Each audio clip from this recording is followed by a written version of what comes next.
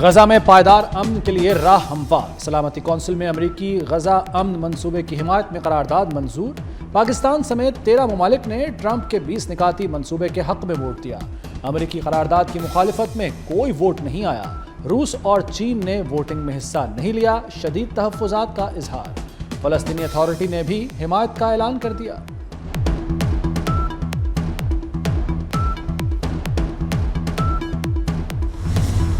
پاکستان کا ٹرمپ امن منصوبے کا خیر مقدم۔ اقوام متحدہ میں مستقل مندوب عاصم افتخار نے کہا کہ غزہ سے اسرائیلی فورسز کا مکمل انخلاء چاہیے، فلسطینیوں کا قتل عام فوری بند کیا جائے، فلسطینی ریاست کا قیام 1967 کی سرحدوں کے مطابق ہونا چاہیے، فلسطین کا دارالحکومت القدس ہونا چاہیے۔ دنیا کو مبارک ہو، سلامتی کونسل نے غزہ امن بورڈ منظور کر لیا۔ امریکی صدر ٹرمپ کا قرارداد کی حمایت پر پاکستان سمیت دیگر ممالک سے اظہار تشکر۔ اعلان کیا کہ غزہ بورڈ آف پیس کی سربراہی وہ خود کریں گے۔ دنیا کے طاقتور رہنما بھی امن بورڈ میں شامل ہوں گے۔ ممبران کا اعلان آئندہ ہفتوں میں کریں گے۔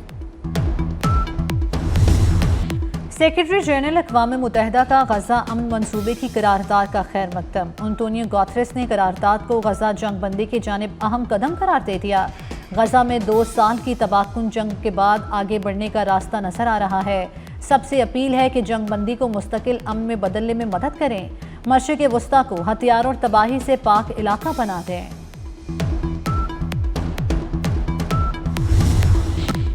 حماس نے غزہ سے متعلق امریکی قرارداد مسترد کر دی۔ کہا قرارداد فلسطینیوں کے حقوق مطالبات پورے نہیں کرتی۔ قرارداد غزہ پر بین الاقوامی سرپرستی مسلط کرتی ہے۔ اسرائیل کے خلاف ہر طرح کی مزاحمت کو جائز سمجھتے ہیں۔ مذاکرات اور حملے ساتھ نہیں چل سکتے، پاکستان کا افغان طالبان رجیم کو 2 ٹوک پیغام۔ محسن نقوی سے قائم مقام امریکی سفیر نیٹلی بیکر کی ملاقات ہوئی۔ وزیر داخلہ نے کہا خودکش بمبار عدالت کو نشانہ بنانا چاہتا تھا، دہشت گرد سیکیورٹی کی وجہ سے اندر نہ جا سکا۔ اسلام آباد حملے سے جڑے تمام کردار ٹریس اور سہولت کار گرفتار کیے جا چکے۔ نیٹلی بیکر کا اسلام آباد دھماکے کی متاثرین سے اظہار ہمدردی، پاکستان کی انسداد دہشت گردی کوششوں کو سراہا۔ خیبر پختونخوا میں انٹیلیجنس بیسڈ آپریشنز 38 خارج جہنم واسطے۔ سیکیورٹی فورسز نے ڈیرہ اسماعیل خان اور دتا خیل میں کامیاب کارروائیاں کی۔ انٹیلیجنس بیسڈ آپریشنز 15 اور 16 نومبر کی درمیانی رات کیے گئے۔ ڈیرہ اسماعیل خان کی تحصیل کراچی میں کمانڈر عالم محسود سمیت 10 خارج مارے گئے۔ شمال وزیرستان کے علاقے دتا خیل میں بھی 5 خارج ہلاک۔ صدر مملکت، وزیر اعظم اور وزیر داخلہ کا فورسز کو خراج تحسین۔ محسن نقوی نے کہا دہشت گردوں کے مکمل خاتمے تک آپریشنز جاری رہیں گے۔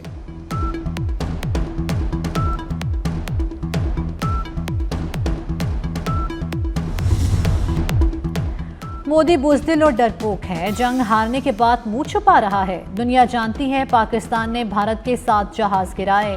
بلاول بھٹو کا مظفر آباد میں تقریب سے خطاب۔ بھارت اب کشمیر میں بدامنی چاہتا ہے، آزاد کشمیر میں بھارتی سازش ناکام ہوگی۔ بند کمروں میں آزاد کشمیر کی حکومت نہیں چلائیں گے، کشمیری عوام سے کیے گئے وعدے پورے کریں گے۔ فیصل راٹھور آزاد کشمیر کے نئے وزیر اعظم بن گئے، حلف اٹھا لیا۔ اسپیکر قانون ساز اسمبلی چودھری لطیف اکبر نے حلف لیا۔ بلاول بھٹو اور فریال تالپور کی بھی تقریب حلف برداری میں شرکت۔ تقریب سے خطاب میں فیصل راٹھور کا پاک فوج کو خراج تحسین، پیپلز پارٹی کی قیادت کا شکریہ ادا کیا۔ وزیر اعظم آزاد کشمیر نے کہا کہ عوام سے دوبارہ رشتہ جوڑ رہے ہیں، وزیر اعظم آفس عوام کے لیے کھولیں گے۔ وزیر اعظم شہباز شریف کی فیصل ممتاز راٹھور کو مبارکباد، نیک خواہشات کا اظہار کیا۔ نئی حکومت کی نئی کابینہ کل حلف اٹھائے گی۔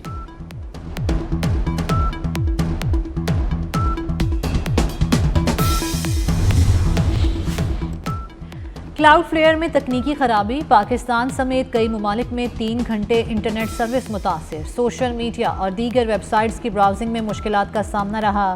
کلاؤڈ فلیئر کی خرابی نے بیک وقت متعدد ویب سائٹس کو ٹھپ کر دیا۔ کلاؤڈ فلیئر کمپنی نے خرابی دور کرنے کی تصدیق کر دی۔ لاہور پر آلودگی کی چادر تن گئی، باغوں کے شہر کا دنیا میں آلودگی میں دوسرا نمبر۔ لاہور کا مجموعی ایئر کوالٹی انڈیکس 279 رہا۔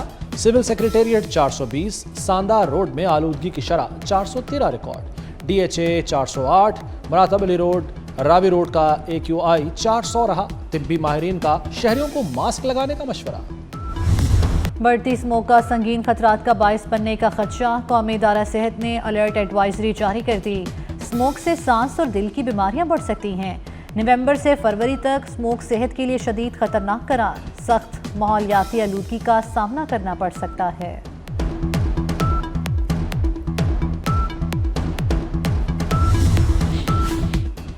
دفاعی شعبے کے منصوبوں کے لیے 50 ارب کے بڑے ریلیف پیکج کی منظوری. وزیر خزانہ اورنگزیب کی زیر صدارت کابینہ کی اقتصادی رابطہ کمیٹی کا اجلاس. سرحدی نگرانی اور داخلی سلامتی کے لیے 84 کروڑ کی گرانٹ منظور. سول آرمڈ فورسز کے دفاعی آلات کی مرمت کے لیے 10 کروڑ روپے کی منظوری. ECC نے پاسکو کی تحلیل اور SPV کے قیام کی بھی منظوری دے دی.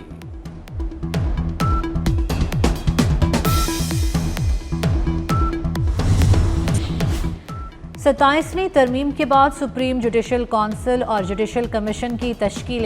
جسٹس جمال مندوخیل سپریم جوڈیشل کونسل اور پریکٹس اینڈ پروسیجر کمیٹی کے رکن بن گئے. وفاقی آئینی عدالت کے سینئر جج عامر فاروق جوڈیشل کمیشن کے ممبر بنا دیے گئے. Chief justice Pakistan Yahya Afridi judicial commission کے سربراہ ہوں گے. چیف جسٹس وفاقی آئینی عدالت امین الدین خان دوسرے سینئر ممبر ہوں گے. Chief justice Pakistan practice and procedure committee کے بھی سربراہ ہوں گے.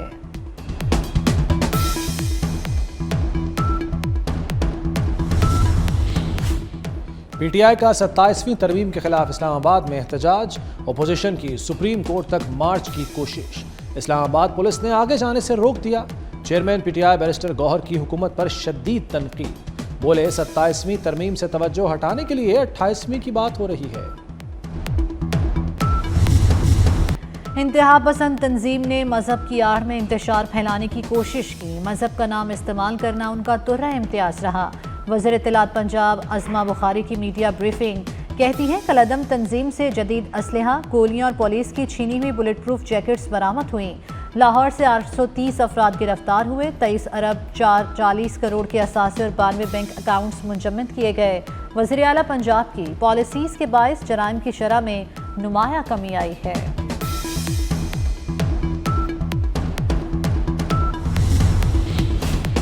ایئر پنجاب کے بورڈ آف ڈائریکٹرز نے برات مانگ لی. پنجاب حکومت ایئر پنجاب کے بورڈ آف ڈائریکٹرز کو ہر میٹنگ پر 1 لاکھ روپے دے گی. محکمہ خزانہ کا بھی معاوضے کی سفارشات پر اتفاق. ڈائریکٹرز کے اخراجات اور دیگر مرات حکومت ادا کرے گی.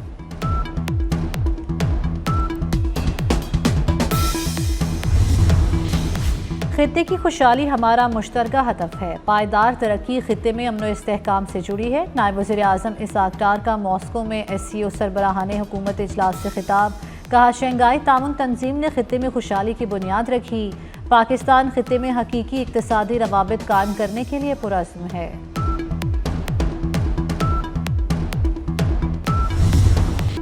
FC بلوچستان نارتھ کے 68ویں لیڈیز بیچ کی پاسنگ آؤٹ پریڈ. بلوچستان سے تعلق رکھنے والی 89 خواتین FC بلوچستان نارتھ میں شامل ہو گئیں.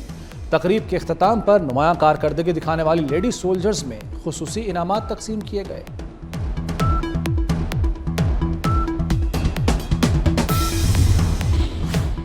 شنگھائی تعاون تنظیم کے سربراہی اجلاس کی میزبانی. کیپٹل سٹی میں پہلا 7 سٹار ہوٹل بنانے کی تیاریاں مکمل. CDA نے عالمی فورموں کو مدعو کر لیا. 7 سٹار ہوٹل ریڈ زون میں بنایا جائے گا. ہوٹل میں عالمی سطح کی کانفرنس ہال، سیمینارز ہالز اور کمرے دستیاب ہوں گے.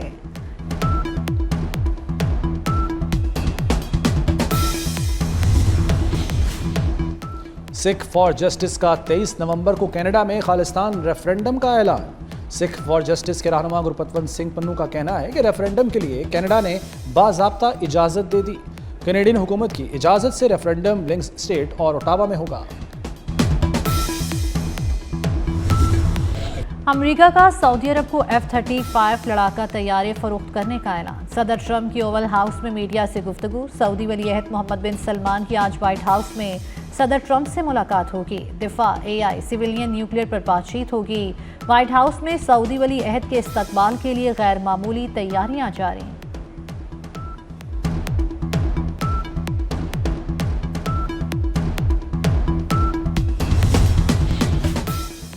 یوکرین فرانس سے 100 رافیل طیارے خریدے گا. یوکرین کے صدر زیلنسکی اور فرانسیسی صدر میکرون نے معاہدے پر دستخط کر دیے. یوکرینی صدر نے کہا کہ یہ دنیا کا سب سے بہترین فضائی دفاعی معاہدہ ہے۔ فرانسیسی صدر نے کہا کہ معاہدے میں رافیل کے علاوہ فضائی دفاعی نظام، بم اور ڈرون بھی شامل ہیں۔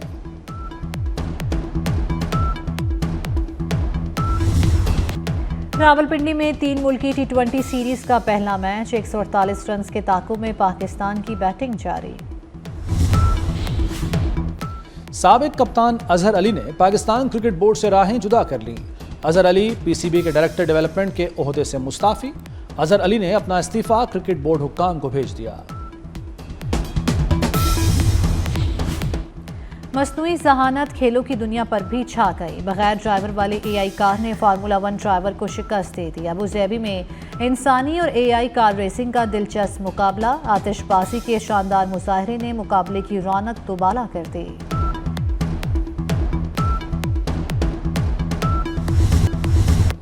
کراچی ورلڈ کلچرل فیسٹیول کی رونقیں۔ میلے کے 18ویں روز فلم، موسیقی اور تھیٹر کا حسین امتزاج، فن اور ثقافت کے خوبصورت رنگ بکھر گئے۔